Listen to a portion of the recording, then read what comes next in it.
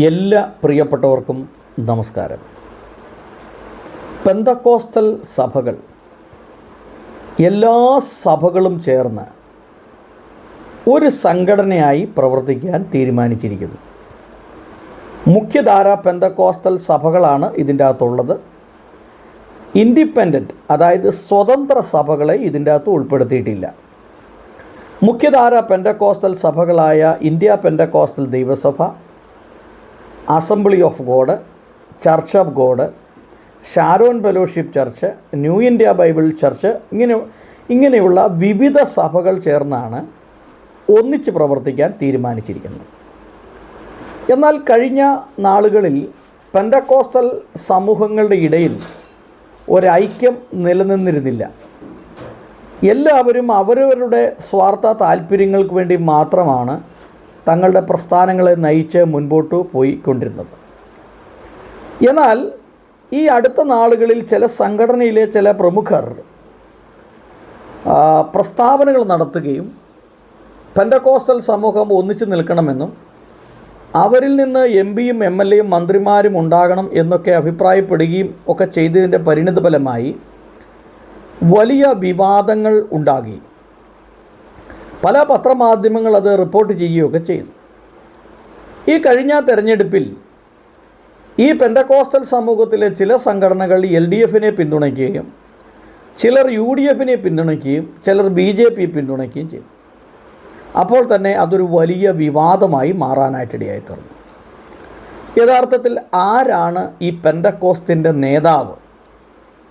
ഇതിൻ്റെ യഥാർത്ഥ അവകാശി ആരാണ് എന്നുള്ളൊരു ചോദ്യം ഉയർന്നു വരുവാനായിട്ടിടയായി തീർന്നു. കാരണം ആർക്ക് വേണേലും പെന്തക്കോസ്ത് സഭയുണ്ടാക്കാം, കൂട്ടായ്മ ഉണ്ടാക്കാം. ഒരു ട്രസ്റ്റ് രജിസ്റ്റർ ചെയ്യുകയോ അല്ലെങ്കിൽ ഒരു സൊസൈറ്റി രജിസ്റ്റർ ചെയ്യുകയോ ചെയ്തതിന് ശേഷം ഒരു സ്വന്തം പ്രസ്ഥാനമായിട്ട് മുമ്പോട്ട് പോകാനായിട്ട് സാധിക്കും. എന്നാൽ കേരളത്തിൽ ഏതാണ്ട് 25 ലക്ഷത്തോളം വരുന്ന പെന്തക്കോസ്തൽ സമൂഹം ഒരു സംഘടിത ശക്തിയല്ല. അതുകൊണ്ട് തന്നെ അവർക്ക് രാഷ്ട്രീയപരമായിട്ടോ അല്ലെങ്കിൽ മറ്റോ ഒരു രീതിയിലുള്ള ആനുകൂല്യങ്ങൾ ലഭിക്കാറുമില്ല. എന്തായാലും ഇപ്പോൾ ചില ആളുകളുടെ മനസ്സിൽ ഈ സമൂഹം ഒന്നിച്ചു നിൽക്കണം എന്നുള്ള ചിന്ത വരികയും അവർ അതുമായി ബന്ധപ്പെട്ട ഒരു കൗൺസിൽ രൂപീകരിക്കുകയും ചെയ്തു.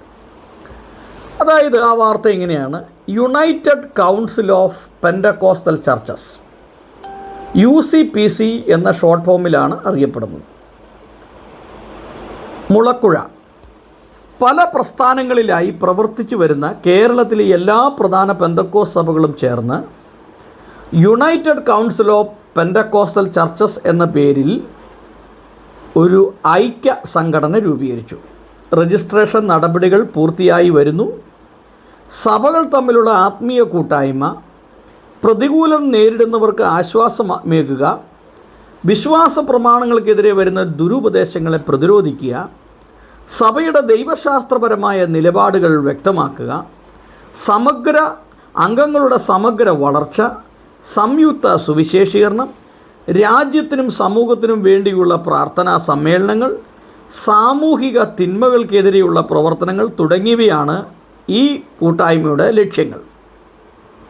Church of God Kerala state ആസ്ഥാനമായ മുളക്കുഴ സിയോൻ കുന്നിൽ ചേർന്ന എല്ലാ പെന്തക്കോസ്ത് സഭാ നേതാക്കന്മാരുടെയും യോഗത്തിലാണ് ഐക്യകണ്ഠേന ഇങ്ങനെ ഒരു തീരുമാനമെടുത്തത്.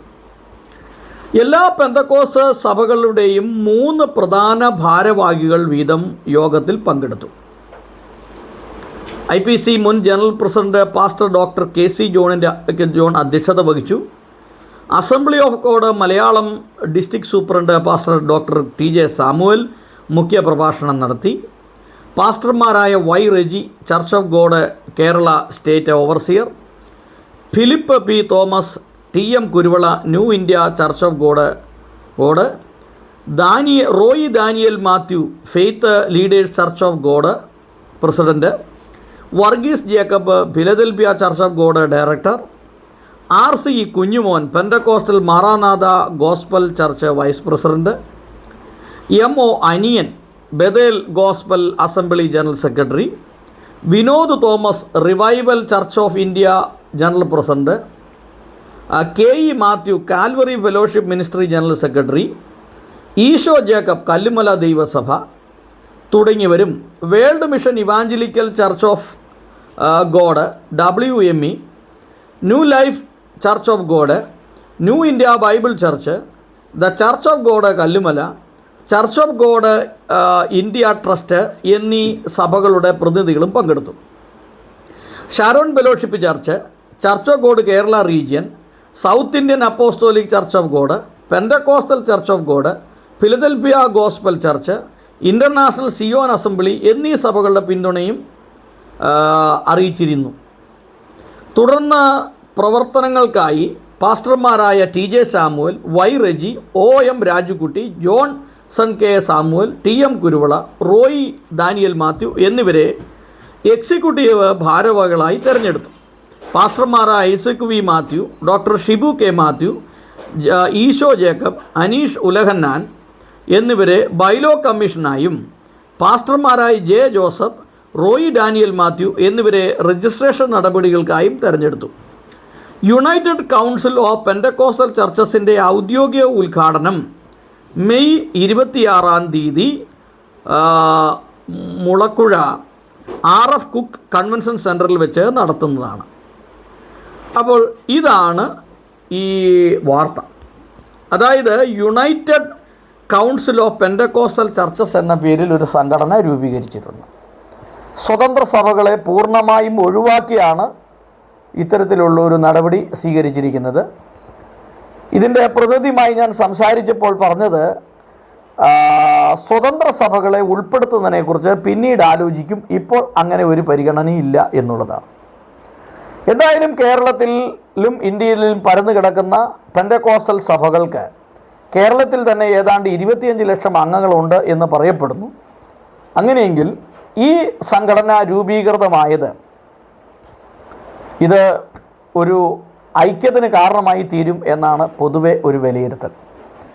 എന്നാൽ ചില സംഘടനകൾ അവകാശപ്പെടുന്നത് തങ്ങൾ സംഘടനകൾ രൂപീകരിച്ച് മുമ്പോട്ട് പോയപ്പോൾ അത് കണ്ട് അതിൻ്റെ ഇടയിൽ ഇപ്രകാരം ഒരു സംഘടന രൂപീകരിച്ചത് ദുരുദ്ദേശപരമാണ് എന്ന് ചില ആളുകളും ഈ വിഷയത്തെക്കുറിച്ച് പ്രതികരിക്കുന്നുണ്ട്.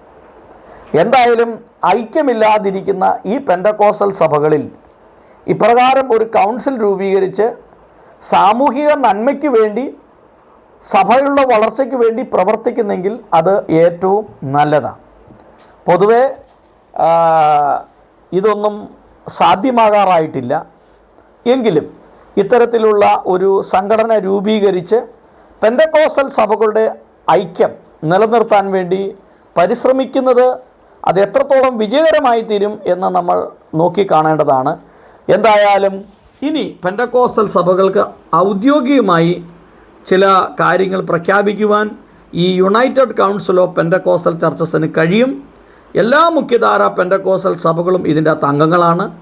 ഇതിൽ നിന്ന് വിട്ടുപോയി വേറൊരു സംഘടനയിൽ ചേർന്ന് പ്രവർത്തിക്കാൻ മുഖ്യധാര പെൻഡക്കോസ്റ്റൽ സഭകളിലുള്ള സഭകൾക്ക് കഴിയില്ല എന്നുള്ളതാണ് ഇതിൽ നിന്ന് മനസ്സിലാക്കുവാൻ കഴിയുന്നത്.